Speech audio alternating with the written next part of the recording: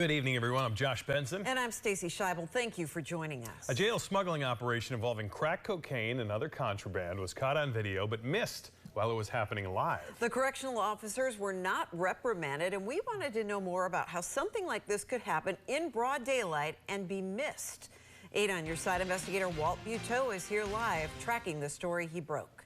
Josh and Stacy, 6 inmates were accused in the scheme that pulled contraband up from a busy street in the middle of the day in Sarasota. It was caught on camera, but still went unnoticed for days.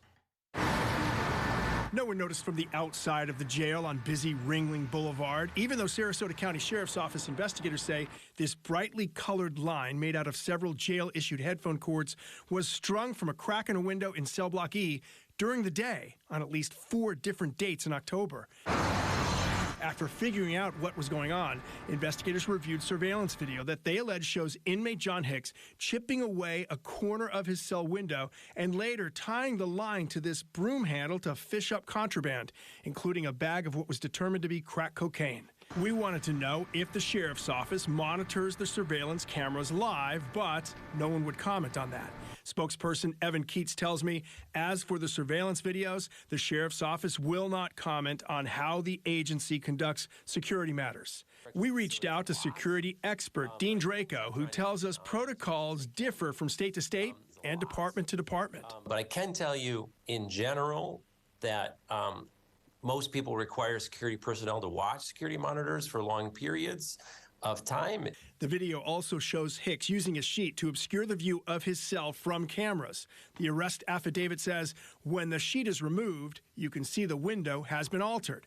Investigators also found out the camera's view of Hicks' cell was blocked at times by towels and blankets, while the items were fished up from the street, but it was not noticed on surveillance as it was happening.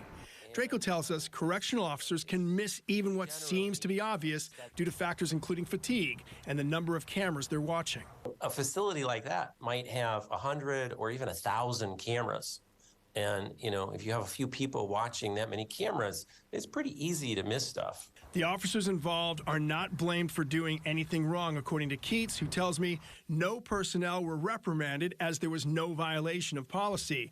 And while this caper was missed, Draco says artificial intelligence is now being used to monitor surveillance cameras. There's new technology that can actually watch for all of these things, camera tampering, camera blocking, and alert people. But that new technology is new and, you know, hasn't been deployed widely.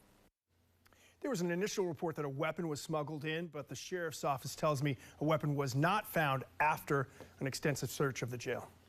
Well, this went on for a little while. Do we have any more idea of who maybe supplied the contraband? You think it had to be somebody, right? But not yet. We don't know that yet. But it seems hard to believe that no one noticed on the outside. That affidavit indicates 2 of the smuggling sessions happened around noon, 2 others around 2 in the afternoon, and the line was finally noticed by a county employee who saw the line hanging out of the cell window around 5:30 in the morning. So It was clearly visible, just missed. Unbelievable. Yeah. All right, thanks for that. And if you have something you want Walt to investigate, call our 8 on Your Side helpline, 1-800-338-0808.